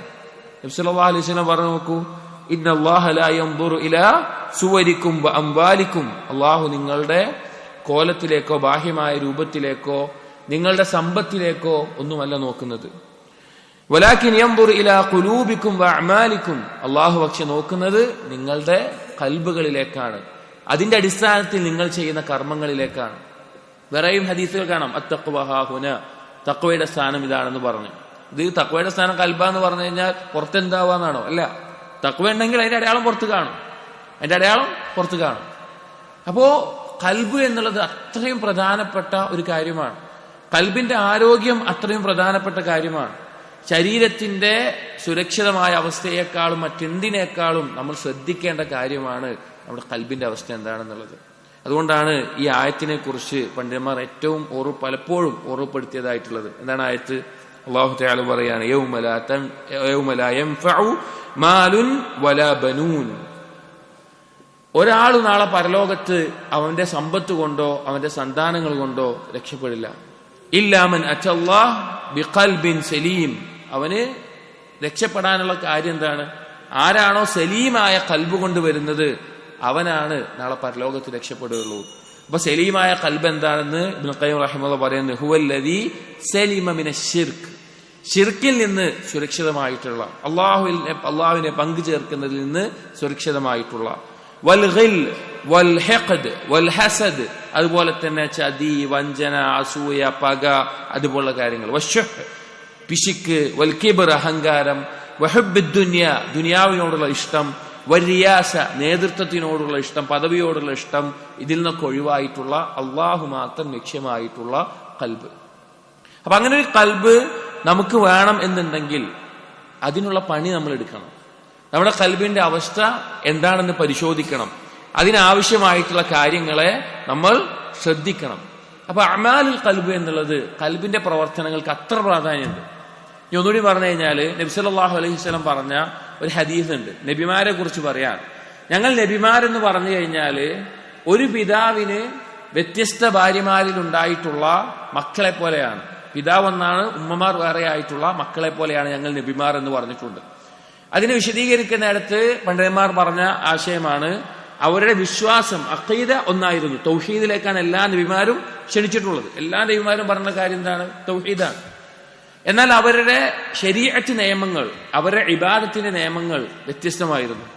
ചില നിസ്കാരത്തില രൂപത്തിലാവട്ടെ, എണ്ണത്തിലാവട്ടെ, നോമ്പിന്റെ എണ്ണത്തിലാവട്ടെ, ദിവസങ്ങളിലാവട്ടെ, സമയത്തിലാവട്ടെ, അങ്ങനെ പല നിയമങ്ങളിൽ വ്യത്യസ്തരായിരുന്നു. ചില പണ്ഡിതന്മാർ ഒന്നുകൂടി അതിനെ ആഴത്തിൽ വിശദീകരിച്ച് കാണാം. അതുകൊണ്ടുള്ള ഉദ്ദേശത്തിൽപ്പെട്ടതാണ് അഅ്മാലുൽ ഖൽബുകൾ എല്ലാ നബിമാരും പഠിപ്പിച്ചിട്ടുള്ളത് ഒന്നാണ്. അതായത് തൗഹീദ് പറഞ്ഞതുപോലെ തന്നെ അള്ളാഹുവിനോടുള്ള ഹുബ്ബ്, റജാ, ഖൗഫ്, തവക്കുല്, അങ്ങനെയുള്ള ഖൽബിന്റെ അമലുകൾ ഉണ്ടല്ലോ, അതെല്ലാ നബിമാരും ഒന്നാണ് പഠിപ്പിച്ചിട്ടുള്ളത്. എന്നാൽ മറ്റേതെന്താണ്? ബദനിയായിട്ടുള്ള ബാക്കിയുള്ള നിസ്കാരം, നോമ്പ്, അതിൽ വ്യത്യസ്തമാണ് എന്ന നിലയ്ക്ക്. അപ്പോൾ അഅ്മാലുൽ ഖുലൂബ് അത് അറിഞ്ഞിരിക്കുക, അല്ലെങ്കിൽ അത് അറിയുക എന്നുള്ളത് ഏറ്റവും പ്രധാനപ്പെട്ട ഒരു കാര്യവും നമ്മെ അള്ളാഹുവിലേക്ക് ഏറ്റവും അടുപ്പിക്കുന്ന ഒരു കാര്യമാണ്. യഥാർത്ഥത്തിൽ നമ്മളിവിടെ ജനിച്ചു വീഴുമ്പോൾ നമുക്കൊന്നുമില്ല. നമ്മുടെ ഭാര്യയില്ല, മക്കളില്ല, സമ്പത്തില്ല, കച്ചവടമില്ല, മാതാപിതാക്കൾ, ഇതൊന്നും ഇല്ലാതെ നമ്മൾ അള്ളാഹു പഠിച്ചതാണ്. അതായത് ആ നിലക്ക് നമ്മളും അള്ളാഹു മാത്രം എന്നുള്ള അവസ്ഥയിൽ നിന്നാണ് നമ്മളിവിടെ പഠിച്ചിട്ടുള്ളത്. ഈ ഭൂമിയിൽ എത്തുമ്പോൾ നമുക്ക് ഇന്ന ഇന്ന കാര്യങ്ങൾ ഓരോ സമയത്ത് ഉമ്മയിപ്പ ഉണ്ടാകുന്നു, സഹോദരന്മാരുണ്ടാകുന്നു, പിന്നെ അവിടുന്ന് അവർ അതിലൂടെ ജനിക്കുന്നു, അത് കഴിഞ്ഞ് ഭാര്യ ഉണ്ടാകുന്നു, മക്കൾ ഉണ്ടാകുന്നു, കച്ചവടം ഉണ്ടാകുന്നു. ഇതൊക്കെ കഴിഞ്ഞ് ഇതൊക്കെ വിട്ടിട്ട് തിരിച്ചു ഒന്നുമില്ലാതെ മടങ്ങിപ്പോകുന്നു. മരിക്കുമ്പോൾ എന്തെങ്കിലും കൊണ്ടുപോകുന്നുണ്ടോ? ഇല്ല, ഒന്നും കൊണ്ടുപോകുന്നില്ല. അപ്പോ ഈ ഉള്ള വസ്തുക്കൾക്കിടയിലും നമ്മുടെ ഖൽബ് അള്ളാഹുമായിട്ട് തഅല്ലുഖായിട്ട് മുന്നോട്ട് കൊണ്ടുപോവുക എന്നതാണ് നമ്മൾ ചെയ്യേണ്ട കാര്യം. അതായത് നമുക്ക് ഭൗതികമായിട്ടുള്ള ഈ ദുനിയാവിൽ കിട്ടുന്ന എന്ത് കാര്യവും കൂട്ടിക്കോളി, അതൊക്കെ അള്ളാഹു പറഞ്ഞതിനനുസരിച്ച് അതിനെല്ലാം കൊണ്ടുവരും. മാതാപിതാക്കളോട് നന്മ ചെയ്യണം, ആര് പറഞ്ഞതാണ്? അള്ളാഹു പറഞ്ഞതാണ്. മക്കളോട് ചെയ്യേണ്ടത്, ഭാര്യമാരോട് ചെയ്യേണ്ടത്, അയൽവാസികളോട് ചെയ്യേണ്ടത്, കച്ചവടം ചെയ്യുമ്പോൾ എങ്ങനെ ചെയ്യണം, കച്ചവടത്തിൽ എന്തൊക്കെ ശ്രദ്ധിക്കണം, വരുമാനം എന്തായിരിക്കണം, അങ്ങനെ തുടങ്ങി ഓരോ കാര്യങ്ങളും അള്ളാഹു പറഞ്ഞതുപോലെ ചെയ്യാൻ വേണ്ടിയിട്ടാണ് ഇവിടെ ജീവിക്കുന്നത്. അപ്പോൾ ഖൽബ് എപ്പോഴും അള്ളാഹുമായി തഅല്ലുഖായി കിടക്കുന്ന അവസ്ഥ നമുക്കുണ്ടായിരിക്കണം. അതിനാണ് ഈ അഅ്മാലുൽ ഖുലൂബ് അല്ലെങ്കിൽ ഖൽബിന്റെ അമലുകൾ അറിയണം എന്ന് പറയുന്നത്. ആ ഖൽബിന്റെ അവസ്ഥകൾ അറിയുന്ന കൂടിയാണ് നമ്മുടെ ഖൽബ് ഏറ്റവും ജീവസുറ്റതാവുക. അതുപോലെ തന്നെ ഖൽബിനെ ബാധിക്കുന്ന രോഗങ്ങൾ, പാപങ്ങളോടുള്ള ഇഷ്ടം, ഹറാമുകളോടുള്ള താല്പര്യം, അതിനുള്ള പ്രേരണ, അതിന് രക്ഷപ്പെടാൻ സാധിക്കുക. ഇന്ന് വളരെയധികം ദൗർഭാഗ്യമായിട്ടുള്ള കാര്യം, ആളുകൾ ഇതിനെക്കുറിച്ച് ചിന്തിക്കുന്നില്ല എന്നുള്ളതാണ്. ഖൽബിന്റെ അവസ്ഥയെക്കുറിച്ച് ചിന്തിക്കുന്നില്ല. കാരണം മെറ്റീരിയലിസ്റ്റിക് ലൈഫ്, ഭൗതികമായിട്ടുള്ള വസ്തുക്കളുടെ ബാഹ്യമായിട്ടുള്ള അതിൽ മാത്രം ശ്രദ്ധ കേന്ദ്രീകരിക്കുന്നത് കൊണ്ട് നമ്മുടെ ഖൽബിന് ബാധിച്ചിട്ടുള്ള കസ്വത്ത് നമ്മൾ അറിയുന്നില്ല. ഖൽബിനൊരു അവസ്ഥയുണ്ട്. കസ്വത്ത് ബാധിക്കുന്ന ആദ്യഘട്ടത്തിൽ നമ്മൾ മനസ്സിലാക്കൂ. കുറച്ചായി കഴിഞ്ഞാൽ നമ്മുടെ ഖൽബിന് ജീവൻ ഉണ്ടോ ഇല്ലേ എന്ന് പോലും നമുക്ക് അറിയാൻ പറ്റില്ല. ഇങ്ങനെ ഒരു സാധനം ഉണ്ട് എന്ന് പോലും നമുക്ക് അനുഭവിക്കാൻ പറ്റൂല. ആ അവസ്ഥയിൽ മുന്നോട്ട് പോയിക്കൊണ്ടിരിക്കും. അത് യഥാർത്ഥത്തിൽ ആ ജീവസുറ്റ അവസ്ഥ അനുഭവിച്ച ഒരാൾക്ക് പിന്നീട് മനസ്സിലാക്കും. നിങ്ങൾ ആലോചിച്ച് നോക്കിയും, നബി സല്ലല്ലാഹു അലൈഹി വസല്ലമയോടൊപ്പം ഹിജ്റ ചെയ്ത ജിഹാദിൽ പങ്കെടുത്തിട്ടുള്ള സ്വഹാബികളോടാണ് സൂറത്തുൽ ഹദീദിൽ അല്ലാഹു തആല ചോദിക്കുന്നത്. എന്താ ചോദിച്ചത്? അലം യഅനില്ലദീന ആമനു, മുഅ്മിനീങ്ങൾക്ക് സമയമായില്ലേ അവരുടെ ഖൽബ് അല്ലാഹുവിന് കീഴൊതുങ്ങുക എന്നുള്ളത്. അപ്പൊ ഇതെപ്പോഴും നമ്മൾ പരിശോധിച്ചിരിക്കേണ്ട കാര്യമാണ്. അതിലൂടെയാണ് റൂഹിന് ഏറ്റവും നല്ല അവസ്ഥയിൽ ശക്തിപ്പെടാൻ സാധിക്കുക. അതിലൂടെയാണ് റുഹാനിയായിട്ടുള്ള ആത്മീയമായിട്ടുള്ള ആസ്വാദനവും സന്തോഷവും സമാധാനവും ഒരാൾക്ക് കണ്ടെത്താൻ സാധിക്കുക. അതിൽ ഏറ്റവും പ്രധാനപ്പെട്ട ഒരു കാര്യം എന്താ അറിയോ? ഖൽബിന്റെ അവസ്ഥയെ പരിശോധിക്കുമ്പോൾ അമലുകളുടെ പ്രതിഫലം പരിധിയില്ലാതെ വർദ്ധിക്കും. അമലുകളുടെ പ്രതിഫലം പരിധിയില്ലാതെ വർദ്ധിക്കും. അതായത് ഒരാള് നിസ്കരിക്കുക, ആ നിസ്കാരം നബി സല്ലല്ലാഹു അലൈഹി വസല്ലമയുടെ സുന്നത്ത് അനുസരിച്ച് നിസ്കരിക്കുക എന്നുള്ളതിനൊരു പരിധിയുണ്ട്. എല്ലാ കാര്യവും കൃത്യമായി നിസ്കരിക്കുന്നതിന് ശരീരം കൊണ്ട് ചെയ്യുന്നതിനൊരു പരിധിയുണ്ട്. അതിനേക്കാൾ അപ്പുറത്തേക്ക് ഒരാൾക്ക് ചെയ്യാൻ പറ്റുമോ? പറ്റൂല. ഒരാൾ പഠിച്ച് അറിവ് നേടി അത് കൃത്യം നബി സല്ലല്ലാഹു അലൈഹി വസല്ലം പഠിപ്പിച്ചതുപോലെ അതിന്റെ മാക്സിമത്തിൽ ചെയ്യാൻ പറ്റും. എന്നാൽ അതേ അവസ്ഥയിൽ അവന്റെ ഖൽബിന്റെ അവസ്ഥ, അവന്റെ ഖുശൂഅ്, അവന്റെ ഇഖ്ലാസ്, അവന്റെ സിദ്ഖ്, ഇത് പരിധിയില്ലാതെ എന്താകും? കൂടും. പരിധിയില്ലാതെ അത് കൂടും. അതിന് എത്ര ഉണ്ടാവും എന്ന് പറയാൻ പറ്റില്ല, അത്രയും. അതുകൊണ്ടാണ് ചില അമലുകൾക്ക് ഇരട്ടി അല്ലെങ്കിൽ പരിധിയില്ലാതെ പ്രതിഫലം ഉണ്ടാകുമെന്ന് പറയുമ്പോൾ അതുകൊണ്ട് ഉദ്ദേശം അവന്റെ ഖൽബിന്റെ അവസ്ഥ അനുസരിച്ചിട്ടാണ് എന്ന് പണ്ഡിതന്മാർ വിശദീകരിച്ചിട്ടുള്ളത്. അതുപോലെ തന്നെ ഖൽബിന്റെ പ്രവർത്തനങ്ങളെ പറ്റി അറിയുന്നത് വഴി ഖൽബിന് ഖുവ്വത്ത് ഉണ്ടാകും, ശക്തിയുണ്ട്, ദൃഢതയുണ്ടാകും. അള്ളാഹുവിൽ ഏറ്റവും നല്ല രീതിയിൽ ബരമേൽപ്പിക്കാനും എന്ത് പരീക്ഷണത്തിലും ക്ഷമ അവലംബിക്കാനും ഏത് പാപത്തെ നിർത്തി അവസാനിപ്പിക്കാനും എല്ലാത്തിനും ഖൽബിന് ഖുവ്വത്തുണ്ടാകുന്ന അവസ്ഥയുണ്ടാകും. അതുപോലെ ഖൽബിന് അള്ളാഹുവിന്റെ നൂറ് ലഭിക്കുന്ന, പ്രകാശം ലഭിക്കുന്ന അവസ്ഥയുണ്ടാകും. അപ്പോൾ നാം പറഞ്ഞു വന്നത് ഈ അഖദിയായിട്ട് വിശ്വാസപരമായിട്ടുള്ള കാര്യങ്ങൾ നമ്മൾ പഠിക്കണം. നമ്മുടെ കർമ്മങ്ങൾ നബി സല്ലല്ലാഹു അലൈഹി വസല്ലമയുടെ സുന്നത്ത് അനുസരിച്ചിട്ടാണെന്ന് അറിയണം. സഹാബികൾ അവരെങ്ങനെയാണോ ദീന് മനസ്സിലാക്കിയത്, അവരിൽ നിന്ന് ദീന് പഠിച്ച താബിഈങ്ങൾ, അതിന് താഴെയുള്ളവർ, സലഫുകൾ, അവരെങ്ങനെയാണോ ഖുർആനെയും ഹദീസിനെയും മനസ്സിലാക്കിയത് അങ്ങനെ മാത്രമേ ദീനിനെ മനസ്സിലാക്കാനും പാടുള്ളൂ. ഇതിലെല്ലാം നമ്മുടെ ലക്ഷ്യത്തെ എന്ത് ചെയ്യരുത്? നമ്മൾ മറന്നു പോകരുത്. നമ്മുടെ ഖൽബ് എത്രത്തോളം അള്ളാഹുമായിട്ട് തഅല്ലുഖിലാണ്, എത്രത്തോളം അള്ളാഹുവിനെ കുറിച്ചുള്ള ദിക്റുണ്ട്, എത്രത്തോളം അള്ളാഹുവിനോടുള്ള ഇഷ്ടം നമ്മുടെ ഉള്ളിൽ നിന്ന് പരിശോധിക്കണം. ഒരിക്കലും അള്ളാഹു തആല ഇവിടെ നമ്മളെ കച്ചവടം ചെയ്യാൻ സൃഷ്ടിച്ചതല്ല. കച്ചവടം എന്തിനാ ചെയ്യണത്? അള്ളാഹിന്റെ നിയമം അനുസരിച്ച് ചെയ്യാൻ, അത് തെളിയിക്കാൻ വേണ്ടിയിട്ടാണ്. നമ്മൾ വിവാഹം കഴിച്ച് കുറെ കുട്ടികളുണ്ടായി അങ്ങനെ ജീവിക്കാൻ വേണ്ടി മാത്രമല്ല സൃഷ്ടിച്ചിട്ടുള്ളത്. അതെന്തിനാണ്? അള്ളാഹു സുബ്ഹാനഹു വ തആല പറഞ്ഞിട്ടുള്ള നിയമങ്ങൾ വിവാഹം കഴിക്കുമ്പോൾ അത് പാലിക്കുന്നുണ്ടോ? വിവാഹം അള്ളാഹു പറഞ്ഞ പോലെ കഴിക്കുന്നുണ്ടോ? അല്ലെങ്കിൽ മക്കളെ അള്ളാഹു പറഞ്ഞ പോലെ വളർത്തുന്നുണ്ടോ? അത് നോക്കാനാണ്. ഏത് കാര്യം അങ്ങനെയാണ്. ഇതിന്റെ എല്ലാം അപ്പൊ ഞാൻ ആദ്യം പറഞ്ഞ കാര്യം ഉണ്ടല്ലോ, നമ്മൾ മാത്രമേ ഉള്ളൂ ഈ ലോകത്ത്, നമ്മൾ അള്ളാഹു മാത്രം. ഖുർആനും ഹദീസും ഈ കാര്യങ്ങളുണ്ട്. ഇതെങ്ങനെയാണ് നമ്മൾ ജീവിതത്തിൽ കൊണ്ടു നടക്കുക? അത് ഈ ഭാഗങ്ങളിലേക്ക് പടർത്തുമ്പോഴാണ് നമ്മുടെ യഥാർത്ഥ ലക്ഷ്യം നമ്മൾ മനസ്സിലാക്കുക. അതുകൊണ്ട് ഖൽബിന്റെ അവസ്ഥകളെ നമ്മൾ എപ്പോഴും ചിന്തിക്കണം, അത് പരിശോധിക്കണം. ഏറ്റവും നല്ല ഖൽബോടുകൂടി, ഒരു വക്രതയുമില്ലാത്ത ഖൽബോടുകൂടി അള്ളാഹുവിനെ കുറിച്ചുള്ള ദിക്റും അള്ളാഹുവിനോടുള്ള ഇഷ്ടവും നിറച്ചൊരു ഖൽബുമായിട്ട് അള്ളാഹുവിനെ കണ്ടുമുട്ടുന്നവനാണ് ഏറ്റവും വലിയ സൗഭാഗ്യവാൻ, ഏറ്റവും ജീവിതത്തിൽ അവന്റെ ലക്ഷ്യം പൂർത്തീകരിച്ചവനായി തീരുക. കാരണം അള്ളാഹുവിനെ ഒരാൾ എത്ര അറിയുന്നുവോ അത്രത്തോളം അവൻ അള്ളാഹുവിനെ ഇഷ്ടപ്പെടും, അത്രത്തോളം അവൻ അള്ളാഹുവിനെ ഏറ്റവും കൃത്യമായ രീതിയിൽ ഇബാദത്ത് ചെയ്യും, അത്രത്തോളം നബി സല്ലല്ലാഹു അലൈഹി വസല്ലമയുടെ സുന്നത്തിനെ അവൻ മുറുകെ പിടിക്കും.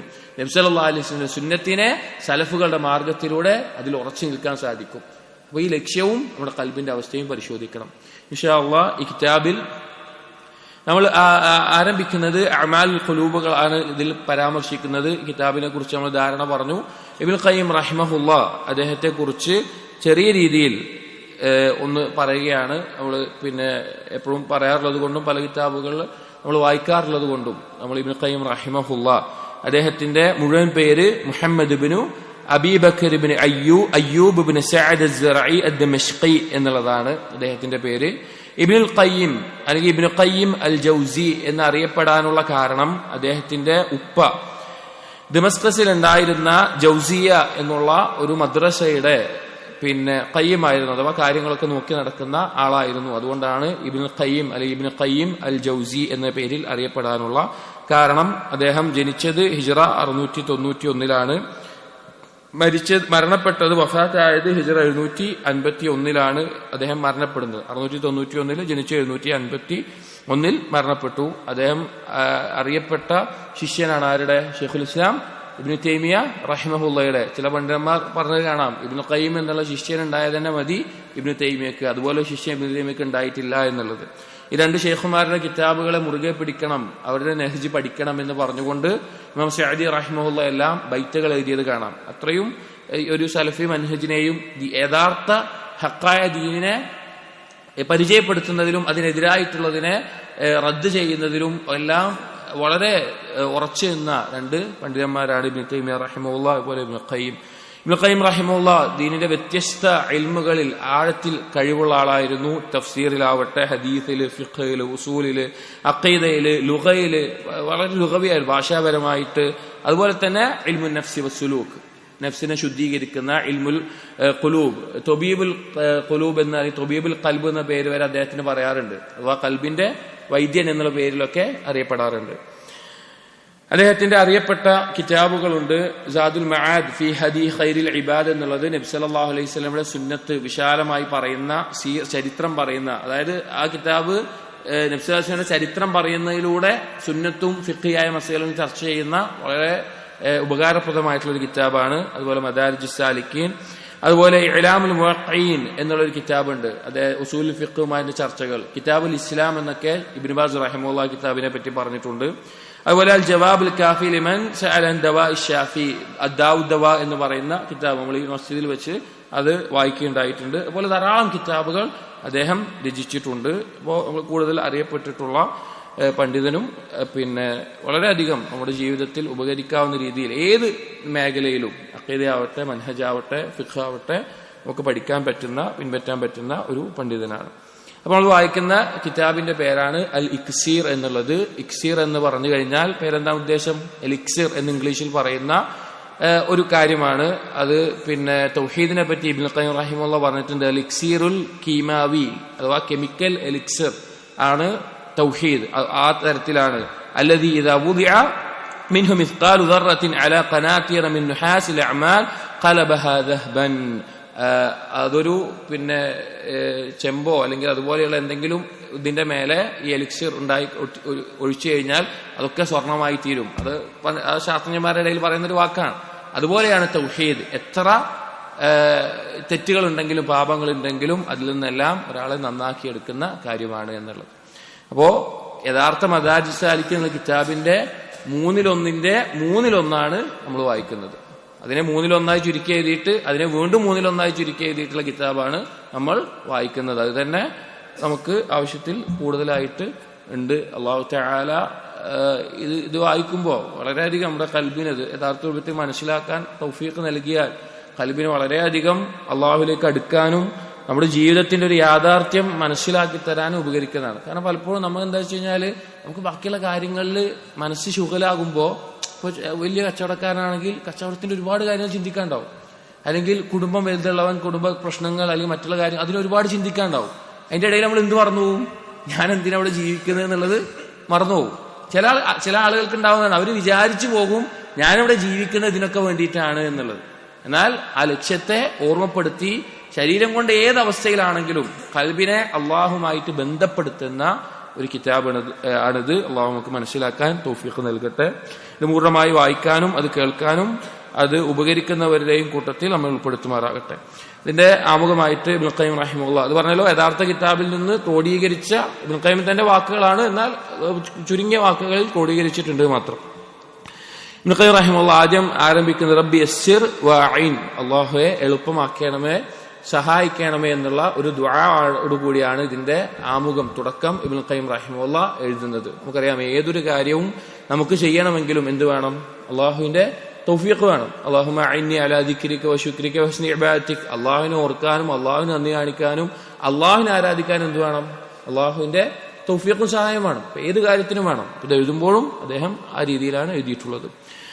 അദ്ദേഹം ആദ്യം ഹംദും സലാത്തുമാണ് അതൊന്ന് വായിക്കാം. അൽഹംദുലില്ലാഹി റബ്ബിൽ ആലമീൻ വൽ ആഖിബത്തു ലിൽ മുത്തഖീൻ വലാ ഉദ്വാന ഇല്ലാ അലൽ ളാലിമീൻ വഅശ്ഹദു അൻ ലാ ഇലാഹ ഇല്ലല്ലാഹു വഹ്ദഹു ലാ ശരീക ലഹു റബ്ബുൽ ആലമീൻ വഇലാഹുൽ മുർസലീൻ വഖയ്യൂമുസ് സമാവാതി വൽ അർളീൻ വഅശ്ഹദു അന്ന മുഹമ്മദൻ അബ്ദുഹു വറസൂലുഹു അൽ മബ്ഊസ് ബിൽ കിതാബിൽ മുബീൻ അൽ ഫാരിഖ് ബൈനൽ ഹുദാ വദ്ദലാൽ വൽ ഗയ്ർ വൽ റശാദ് വശക്ക് വൽ യഖീൻ. അല്ലാഹുവിനെ ഹംദ് ചെയ്തു, നബി സല്ലല്ലാഹു അലൈഹി വസല്ലം സലാത്ത് ചെയ്തു. അത് വേറെ വ്യത്യസ്ത വാക്കുകൾ കൊണ്ട് ചെയ്തു എന്ന് മാത്രം. അൻസലഹു ലിനഖറഅഹു തദബ്ബുറൻ, അല്ലാഹു സുബ്ഹാനഹു വതആല ഈ കിതാബിനെ ഖുർആനിനെ ഇറക്കിയിട്ടുള്ളത് ഉറ്റാലോചിക്കേണ്ട ചിന്തിക്കേണ്ട ഒരു വസ്തുവായിട്ടാണ്. വതഅമ്മലഹു തബസ്സുറൻ വനസ്അദ ബിഹി തദക്കുറൻ, അതുപോലെ തന്നെ ആഴത്തിൽ ഉറ്റാലോചിക്കേണ്ട ഓർമ്മിക്കേണ്ട കാര്യമായിട്ടാണ്. അതായത് അള്ളാഹുവിലേക്ക് നമുക്ക് അടുക്കാനുള്ള അള്ളാഹുവിൻ്റെതായിട്ട് അല്ലെങ്കിൽ അള്ളാഹുവിന്റെ സിഫത്തിൽ അള്ളാഹുവിന്റെ കലാമായിക്കൊണ്ട് നിൽക്കുന്ന കാര്യം എന്താണ്? ഖുർആനാണ്. ആ ഖുർആൻ എത്ര മുറുകെ പിടിക്കുന്നുവോ, അതിനെക്കുറിച്ച് എത്ര ഉറ്റാലോചിക്കുന്നുവോ, അതാണ് നമ്മെ നേരായ പാതയിൽ ഉറപ്പിച്ചിരുത്തുള്ളൂ.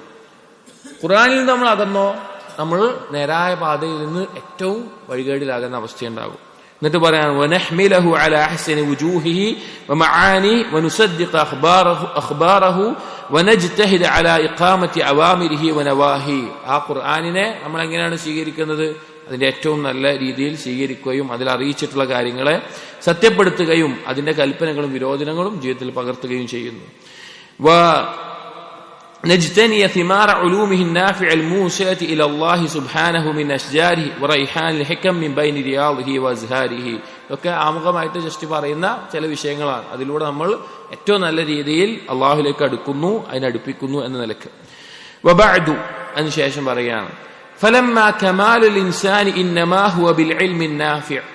ഒരു മനുഷ്യന്റെ പൂർത്തീകരണം അവന് ലഭിക്കുന്നത് ഉപകാരപ്രദമായ അറിവിലൂടെയാണ്. എത്രത്തോളമാണോ നമുക്ക് അറിവുണ്ടാകുന്നത് അത്രത്തോളം നമ്മുടെ ജീവിത ലക്ഷ്യം അതിനെ പൂർത്തീകരിക്കാൻ നമുക്ക് സാധിക്കും. വൽ അമലു സാലിഹ്, അതുപോലെ തന്നെ അറിവിന്റെ അടിസ്ഥാനത്തിൽ സൽക്കർമ്മങ്ങൾ ചെയ്യുന്നതിലൂടെ വൽ അമലു സാലിഹ് കമാ ഖാല തആല, അല്ലാഹു തആല പറഞ്ഞതുപോലെ എന്ന് പറഞ്ഞിട്ട് സൂറത്തുൽ അസ്ർ ഇബ്നുൽ ഖയ്യിം റഹിമഹുല്ലാഹ് പറയാണ് വൽ അസ്ർ, കാലം തന്നെയാണ് സത്യം, ഇന്നൽ ഇൻസാന ലഫീ ഖുസ്ർ, മനുഷ്യരെല്ലാവരും നഷ്ടത്തിലാണ്, ഇല്ലല്ലദീന ആമനു വഅമിലുസ് സാലിഹാത്ത്, ആരൊക്കെ ഒഴികെ? യഥാർത്ഥ വിശ്വാസമുള്ളവർ, സൽക്കർമ്മങ്ങൾ ചെയ്യുന്നവർ, വതവാസൗ ബിൽ ഹഖ് വതവാസൗ ബിസ് സബ്ർ, ഹഖ് കൊണ്ട് പരസ്പരം ഉപദേശിക്കുന്നവർ, ക്ഷമ കൊണ്ട് പരസ്പരം ഉപദേശിക്കുന്നവർ. അപ്പോൾ ജീവിതത്തിൽ വിജയിക്കണമെങ്കിൽ ഉണ്ടായിരിക്കേണ്ട ഏറ്റവും വലിയ അടിസ്ഥാനം ഇൽമിന്റെ അടിസ്ഥാനത്തിലുള്ള ഈമാനും അതുപോലെ അതനുസരിച്ചിട്ടുള്ള അമലുസ് സാലിഹാത്തുകളുമാണ്. എന്നിട്ട് പറയാണ് كان حقيقا بالإنسان أن ينفق ساعات عمره بل أنفاسه فيما ينال به المطالب العالية. ഒരു മനുഷ്യൻ അവന്റെ മേലെയുള്ള ബാധ്യതയാണെങ്കിൽ അല്ലെങ്കിൽ അവൻ ശ്രദ്ധിക്കേണ്ട കാര്യമാണ് അവന്റെ ജീവിതത്തിൽ ഓരോ സമയവും അല്ലെങ്കിൽ ഓരോ നിശ്വാസവും അവൻ എന്ത് ചിന്തിക്കണം, ഈ ഒരു കാര്യം, ഈ ഉന്നതമായ കാര്യം നേടിയെടുക്കാൻ സാധിക്കുന്നുണ്ടോ എന്നുള്ളത്. അതായത് നമ്മൾ നേരത്തെ പറഞ്ഞല്ലോ, നമ്മുടെ ഓരോ സെക്കൻഡ് എന്ന് പറഞ്ഞാൽ നമ്മുടെ ഓരോ ജീവിതം തീർന്നു പോകുന്നത്. നമ്മൾ ആലോചിച്ച് നോക്കി, നമ്മൾ ഒരു വാച്ചിലെ സൂചി നീങ്ങി കറങ്ങി തിരിയുമ്പോൾ നമ്മൾ മനസ്സിലാക്കണം അതിന്റെ അറ്റത്ത് നമ്മൾ ഇരിക്കുന്ന പോലെയാണ്. നമ്മുടെ ജീവിതത്തിൽ നിന്ന് അത് തീരുന്നത്, അതൊരിക്കലും തിരിച്ചിട്ടൂല. അതുകൊണ്ട് തന്നെ ആ സമയങ്ങൾ എന്തിനാണ് ഞാൻ ഉപയോഗിക്കുന്നത്, ചെലവഴിക്കുന്നത് എന്ന് ഓരോരുത്തരും ഈ ഒരു ലക്ഷ്യമുണ്ടോ എന്നുള്ളത് പ്രത്യേകമായി ശ്രദ്ധിക്കണം. അതുപോലെ തന്നെ വയഖ്ലുസ ബിഹി മിനൽ ഖുസ്റാനിൽ മുബീൻ, ഏറ്റവും വലിയ നഷ്ടത്തിൽ നിന്ന് ഈ ഒരു ജീവിതം കിട്ടിയിട്ട് മരിച്ചു പോകുമ്പോ ഈ ലക്ഷ്യം, നമ്മൾ ആദ്യം പറഞ്ഞ ലക്ഷ്യമൊന്നും പൂർത്തീകരിക്കാതെ നഷ്ടക്കാരനായിട്ടാണോ പോകുന്നത് അതിനെ കുറിച്ച് അവൻ ചിന്തിക്കുകയും അത് ആ ഉപകാരപ്രദമായ രീതിയിൽ സമയം ഉപയോഗിക്കുകയും വേണം. وليس ذلك إلا بالإقبال على القرآن وتفهمه وتدبره. അത് നേടിയെടുക്കാൻ എന്തുകൊണ്ടല്ലാതെ സാധിക്കൂല? ഖുർആനിലേക്ക് തിരിഞ്ഞ് ആ ഖുർആനിനെ ഉറ്റാലോചിച്ച് അതിനെ തഫഹും മനസ്സിലാക്കിക്കൊണ്ട് ഖുർആൻ പാരായണം ചെയ്യുന്നതിലൂടെയും പഠിക്കുന്നതിലൂടെയും അല്ലാതെ ഒരാൾക്ക് ഈ കാര്യം നേടിയെടുക്കാൻ സാധിക്കില്ല. വൈസ്തിഖ്റാജ് കുനൂസിഹി, അതുപോലെ ഖുർആനിലുള്ള നിധികളെ പുറത്തെടുക്കാതെ, വഈസാറതി ദഫാഇനിഹി, അതിൽ മൂടിക്കിടക്കുന്ന കാര്യങ്ങളെ മനസ്സിലാക്കിയെടുക്കാതെ, വസർഫിൽ ഇനായതി ഇലൈഹി, അതുകൊണ്ട് ഉപകാരം വ്യത്യസ്ത തരത്തിൽ നേടാതെ, വൽ ഉഖൂഫ് ബിൽ ഹിമ്മതി അലൈഹി, അതിനോടുള്ള ആ താല്പര്യം അത് ലക്ഷ്യമാക്കി വെച്ച് അതിൽ കോൺസെൻട്രേറ്റ് ചെയ്യാതെ അതിൽ മുഴുകാതെ ഒരാൾക്ക് ജീവിതത്തിന്റെ ലക്ഷ്യം, അതാ ജീവിതത്തിൽ വിജയിക്കാനും നഷ്ടത്തിൽ നിന്ന് രക്ഷപ്പെടാനും സാധിക്കുകയില്ല. നമ്മൾ ഖുർആനുമായിട്ടുള്ള ബന്ധം അത്ര ശക്തമാണ്. അതായത് പിശാച് ഒരു മനുഷ്യനെ തെറ്റിക്കാൻ ശ്രമിക്കുമ്പോൾ അവൻ ആദ്യം ശ്രമിക്കുന്ന കാര്യം എന്താണെന്ന് അറിയോ? ഖുർആനിൽ നിന്ന് അവനെ തെറ്റിക്കാനാണ്. കാരണം ഖുർആൻ ഏറ്റവും പാരായണം ചെയ്യുന്ന, അതിന്റെ ആശയങ്ങളെ മനസ്സിലാക്കുന്ന, അത് പഠിക്കുന്ന, അത് ഉറ്റാലോചിച്ചുകൊണ്ട് അങ്ങനെ പഠിക്കുന്ന ആളുകളുടെ അടുക്കൽ ശൈത്താൻ അടുക്കാൻ സാധിക്കില്ല. കാരണം അവൻ ഒരു പ്രത്യേക ഹിസ്നിന്റെ അകത്താണ്, പ്രത്യേക സംരക്ഷണ വലയത്തിന്റെ അകത്താണ്. അവനെ പിശാചിന് തെറ്റിക്കാൻ സാധിക്കില്ല. അതുകൊണ്ട് തന്നെ ഏതെങ്കിലും പാപങ്ങൾ നമ്മുടെ ജീവിതത്തിൽ ആവർത്തിച്ച് സംഭവിക്കുന്നുണ്ട്, നമുക്ക് ഒഴിവാക്കാൻ പറ്റുന്നില്ല, അതിൽ നിന്ന് മാറി നിൽക്കാൻ പറ്റുന്നില്ല എന്ന് നമുക്ക് തോന്നുന്നുണ്ടെങ്കിൽ ഖുർആനുമായിട്ടുള്ള ബന്ധം ശക്തമാക്കി വെക്കി, അതിൽ നിന്ന് രക്ഷപ്പെടുന്ന, നമ്മൾ അറിയാതെ അതിനൊരു സംരക്ഷണം അല്ലാഹു സുബ്ഹാനഹു വ തആല നമുക്ക് നൽകും. എന്നിട്ട് പറയാണ് ഫൈന്നഹു അൽ കഫീലു ബിമസാലിഹിൽ ഇബാദി ഫിൽ മആശി വൽ മആദ്, ഖുർആനാണ് ദുനിയാവിലും പരലോകത്തും ഒരു മനുഷ്യന്റെ നന്മകളുടെ കഫീല്, അഥവാ കഫീലാണ് സ്പോൺസർ, അഥവാ രക്ഷപ്പെടുത്താനുള്ള ആൾ. വൽമൂസി ലഹും ഇലാ സബീലി റഷാദ്, ഏറ്റവും നല്ല മാർഗത്തിലേക്ക് എത്തിക്കുന്നതും ഖുർആനാണ്. അപ്പൊ ഖുർആൻ കൊണ്ട് നമുക്ക് പരലോകത്ത് രക്ഷ ലഭിക്കുകയുള്ളൂ.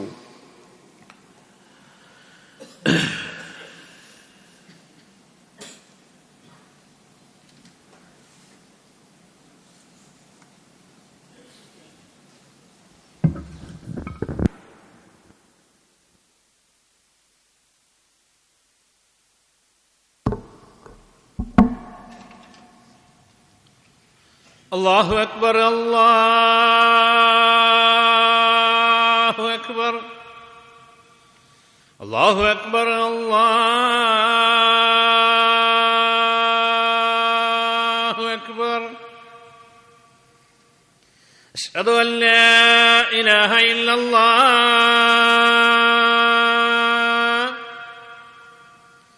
അശ്ഹദു അൻ ലാ ഇലാഹ ഇല്ലല്ലാഹ്,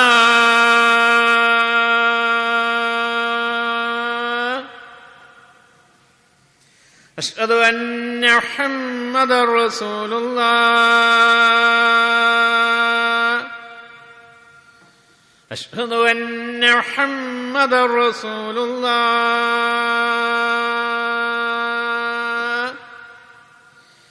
حي على الصلاة، حي على الصلاة،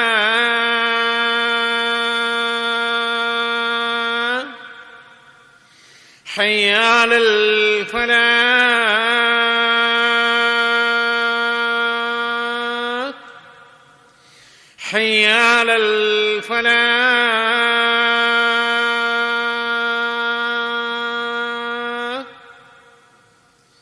الله أكبر، الله أكبر، لا إله إلا الله.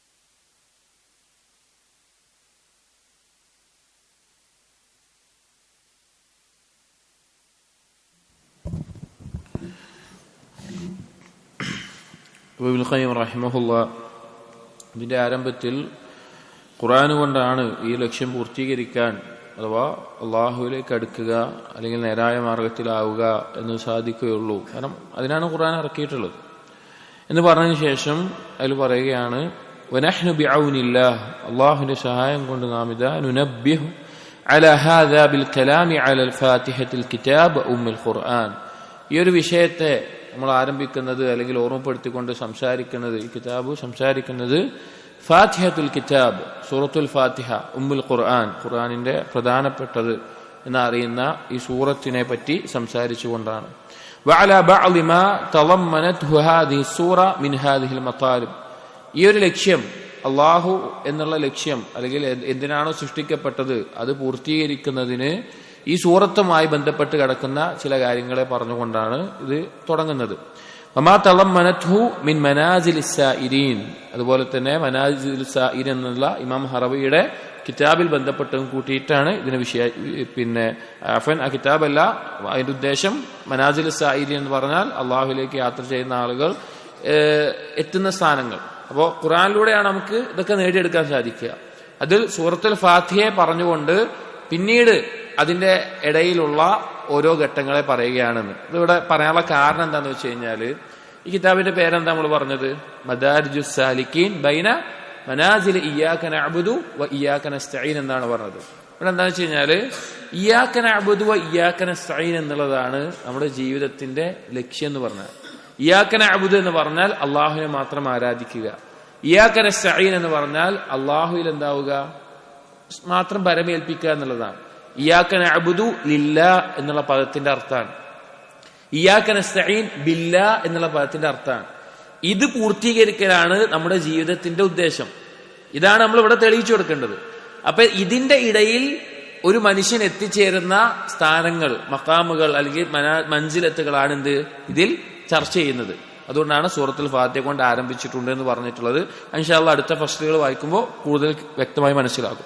വമാ തളമ്മനത്ഹു മിൻ മനാസിലിസ് സായിരീൻ വമഖാമാത്തിൽ ആരിഫീൻ, അള്ളാഹുവിലേക്ക് യാത്ര ചെയ്യുന്ന ആളുകൾ എത്തിച്ചേരുന്ന സ്ഥാനങ്ങൾ, അതുപോലെ തന്നെ അള്ളാഹുവിനെ അറിയുന്ന ആളുകൾ അവരെത്തുന്ന സ്ഥാനങ്ങൾ, അതിനെപ്പറ്റിയെല്ലാം പറയുന്നു. വൽ ഫർഖ് ബൈന വസായിലിഹാ വഗായാതിഹാ വമവാഹിബിഹാ വകസ്ബിയാതിഹാ, അതുപോലെ തന്നെ അത് നേടിയെടുക്കാനുള്ള മാർഗം എന്താണ് ലക്ഷ്യം, അതായത് എന്താണ് ലക്ഷ്യമെന്നും എന്താണ് മാർഗമെന്നും വേർതിരിച്ച് മനസ്സിലാക്കി തന്നുകൊണ്ട്. അതാണ് ഞാൻ ആദ്യം പറഞ്ഞത് എന്താ, അധിക ആളുകളും മാർഗമാണ് ലക്ഷ്യം എന്ന നിലക്കാണ് ജീവിക്കുന്നത്. അതായത് ഇൽമ് പഠിക്കുമ്പോൾ ആ ഇൽമൊരു മാർഗമാണ് ലക്ഷ്യത്തിൽ എത്തിച്ചേരാനുള്ളത്. ആ ലക്ഷ്യം എന്താണ്, മാർഗം എന്താണ് എന്നറിയാത്ത അവസ്ഥയിലാണ് പല ആളുകളും നിൽക്കുന്നത്. അപ്പൊ അതെന്താണെന്ന് കൃത്യമായി വേർതിരിച്ച് മനസ്സിലാക്കി തരുന്ന രീതിയിൽ വബയാനി അന്നഹു ലാ യഖൂമു ഗൈറു ഹാദിഹി സൂറ മഖാമഹാ, അതുപോലെ തന്നെ സൂറത്തുൽ ഫാത്തിഹയുടെ സ്ഥാനത്ത് വേറൊരു സൂറത്തും എത്തുന്നില്ല, അല്ലെങ്കിൽ ആ സ്ഥാനത്തേക്ക് വേറൊന്നും വരുന്നില്ല എന്നുള്ളത്. വലാ യസുദ്ദു മസദ്ദഹ, അതിന് പകരം വേറൊന്നും നിൽക്കുകയില്ല. വലിദാലിക ലം യുൻസിലില്ലാഹു ഫീ തൗറാത്തി വലാ ഫിൽ ഇൻജീൽ വലാ ഫിൽ സബൂരി വലാ ഫിൽ ഖുർആൻ മിസ്ലഹാ, അതുകൊണ്ടാണ് അല്ലാഹു തആല തൗറാത്തിലോ ഇൻജീലിലോ സബൂറിലോ ഒന്നും സൂറത്തുൽ ഫാത്തിഹ ഇറക്കാതിരുന്നത്. ഖുർആനിൽ തന്നെ സൂറത്തുൽ ഫാത്തിഹ പോലെ മറ്റൊരു സൂറത്ത് ഇല്ലാത്തത്. വല്ലാഹുൽ മുസ്തആൻ വഅലൈഹി തുക്ലാൻ വലാ ഹൗല വലാ ഖുവത ഇല്ലാ ബില്ലാഹിൽ അലിയിൽ അദീം. അള്ളാഹുവിനോടാണ് സഹായം ചോദിക്കാനുള്ളത്, അവന്റെ മേലാണ് ബലമേൽപ്പിക്കുന്നത്, അവനെ കൊണ്ടല്ലാതെ ഒരു കഴിവും ശക്തിയും ഇല്ല എന്ന് പറഞ്ഞാണ് ഇതിന്റെ മുഖദ്ദിമ കുറെ ഉണ്ട്. മദാരിജ് സാലിക്കീനിൽ ഇതിനേക്കാൾ കൂടുതലുണ്ട്. ഇത് ചുരുക്കിയിട്ട് അതിന്റെ ആശയം ഇതാണ് ഉൾക്കൊണ്ടിട്ടുള്ളത്.